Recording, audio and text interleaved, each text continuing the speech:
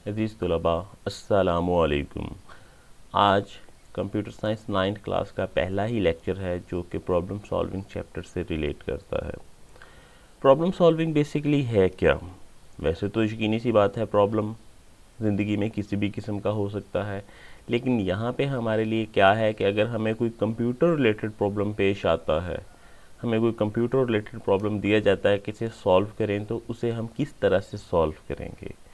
यकीनी सी बात है, ज़िंदगी में आपने कोई भी काम करना है वो एक मुनज़्ज़म तरीक़ाकार से, सिस्टमेटिक अप्रोच से ही हल हो सकता है। अगर तो आप एक सिस्टमेटिक अप्रोच अडॉप्ट करते हैं तो यकीनन आपका प्रॉब्लम बेहतर अंदाज में सॉल्व हो जाता है, और अगर आप एक सिस्टमेटिक अप्रोच अडॉप्ट नहीं करते, इख्तियार नहीं करते, तो यकीनन वही प्रॉब्लम बेहतर अंदाज में सॉल्व नहीं हो पाएगा। तो हमारे पास जो प्रॉब्लम सॉल्विंग है, इसमें सबसे पहले क्या बात है कि जब भी आपने किसी प्रॉब्लम को सॉल्व करना है तो उसके लिए आपने एक सिस्टमेटिक अप्रोच अडॉप्ट करनी है। अब इस सिस्टमेटिक अप्रोच में कौन कौन से स्टेप्स इन्वॉल्व होंगे? प्रॉब्लम सॉल्विंग के जो मेन स्टेप्स हैं वो जैसे कि आप यहाँ पे देख रहे हैं। सबसे पहला स्टेप है defining the problem, number 2 understanding a problem, number 3 planning A solution, defining candidate solution and selecting the best solution. हमने इन स्टेप्स के तहत अपने किसी भी प्रॉब्लम को सॉल्व करना है। अब हम एक एक करके इन सबको डिटेल में डिस्कस करते हैं। Step number 1, defining a problem. सबसे पहली बात तो ये कि आपको ये पता हो कि वेल डिफाइंड प्रॉब्लम क्या होता है। एक वेल डिफाइंड प्रॉब्लम एक ऐसा प्रॉब्लम है जिसमें किसी भी किस्म की एम्बिग्यूटी ना हो, कोई कन्फ्यूजन ना हो, तमाम की तमाम कंडीशंस जो हैं वो क्लियरली स्पेसिफाई की गई हों। इसका गोल यानी ये हासिल क्या करेगा वो बिल्कुल क्लियर हो और समझने में और हल करने में आसान हो। तो जब भी आपके पास एक प्रॉब्लम है, आपने देखना है कि क्या वो एक वेल डिफाइंड प्रॉब्लम है या नहीं। अगर तो वो वेल डिफाइंड प्रॉब्लम है, आप उसे बेहतर तौर पे समझ चुके हैं, तो फिर तो आप उसे हल करने की तरफ जाएं। अगर वो एक वेल डिफाइंड प्रॉब्लम नहीं है तो सबसे पहला स्टेप आपने ये करना है कि उसे डिफाइन करेंगे। अब उसे डिफाइन करने के लिए कौन कौन सी स्ट्रेटजीज अडॉप्ट कर सकते हैं वो हम देखते हैं। प्रॉब्लम डिफाइनिंग के लिए जो स्ट्रेटजीज हैं उनमें से सबसे पहली है gain the background knowledge, number 2 use guesses, number 3 draw a picture. अब इनको हम स्टेप बाय स्टेप देखते हैं। First of all, gain background knowledge. इस स्टेप पे हम लोग करते क्या हैं? इस स्टेप पे हम लोग देखते हैं कि ये प्रॉब्लम पेश आने की वजह क्या है, वो कौन सी सिचुएशन थी, कौन से हालात थे जिनकी वजह से ये प्रॉब्लम पेश आया।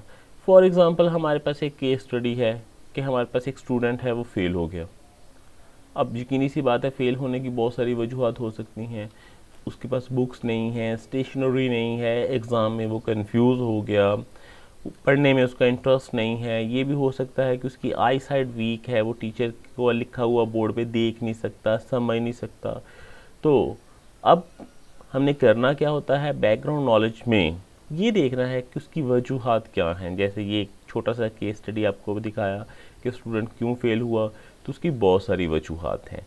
अगर हम एग्जैक्ट वजह ढूंढ लें कि ये स्टूडेंट इस वजह से फेल हुआ है, तो उस प्रॉब्लम को रिज़ॉल्व करेंगे, उस तरीक़ाकार को रिज़ॉल्व करेंगे और वो उसका प्रॉब्लम हल हो जाएगा। जैसे ये मुख्तलिफ़ वजूहत लिखी हैं कि फ़र्ज़ कीजिए जनाब उससे स्टेशनरी का इशू है, तो बजाय इसके कि हम इधर उधर कुछ और करते रहें, जस्ट उसे स्टेशनरी प्रोवाइड कर दें, तो आइंदा से उसका ये मसला हल हो जाएगा।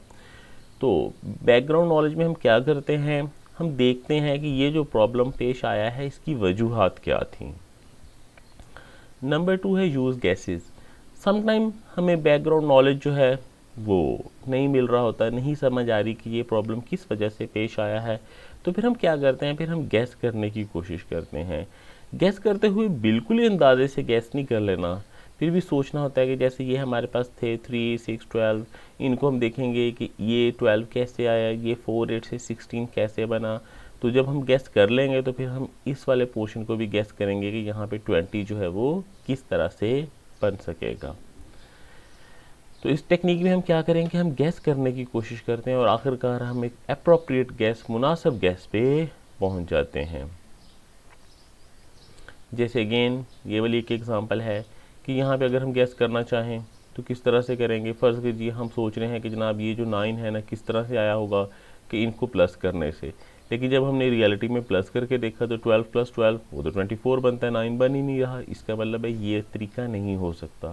फिर हम कोई दूसरी टेक्निक अडॉप्ट करते हैं। हम सोचते हैं कि हो सकता है ये किया हो कि ये 1 और 2 को प्लस करें यहाँ पे, फिर 1 और 2 को, ये भी 3, ये भी 3, इस 3 को मल्टीप्लाई किया हो तो ये आंसर बन गया हो। तो अब हम चेक करते हैं नीचे वाले में कि वाकई यहाँ पे भी वही रूल है। अब चेक कीजिए 5 + 2 7, 5 + 2 7, 7 × 7 49।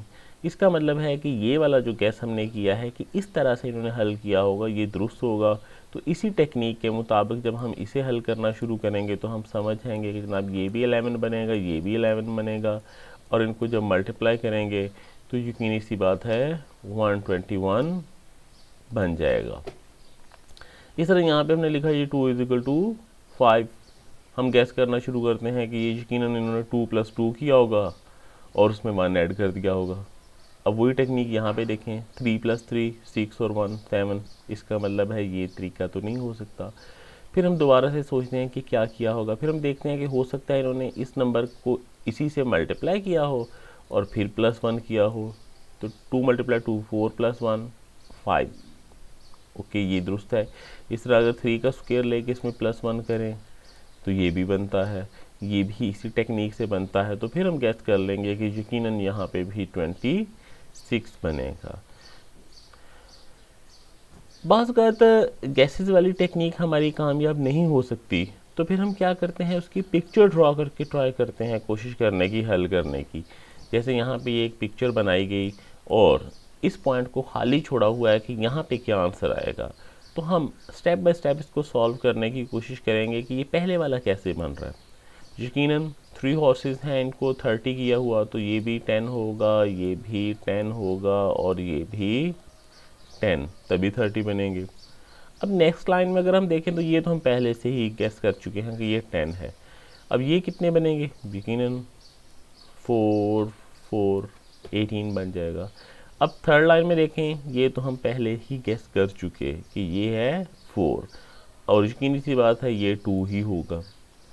अब ये वाली लाइन जिसे हम सॉल्व करना चाह रहे हैं बहुत ईजी से सॉल्व हो जाएगी। अगर ये 2 पेयर्स 2 के बराबर थे तो 1 पेयर 1 हो गया। ये हॉर्स यहाँ पे अगर 10 था तो यहाँ पे भी 10 ही हुआ। ये 2 लेग्स के साथ 4 था तो 1 के साथ यकीनन 2 बनेगा। जब हम इसे मल्टीप्लाई करेंगे 20 + 1 21। तो इस तरह से हम समझ जाएंगे कि इस प्रॉब्लम को हमें कैसे सॉल्व करना है।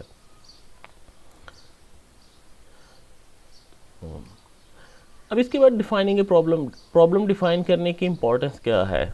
अल्बर्ट आइंस्टाइन मशहूर साइंसदान है, आपने उनका नाम तो सुना होगा।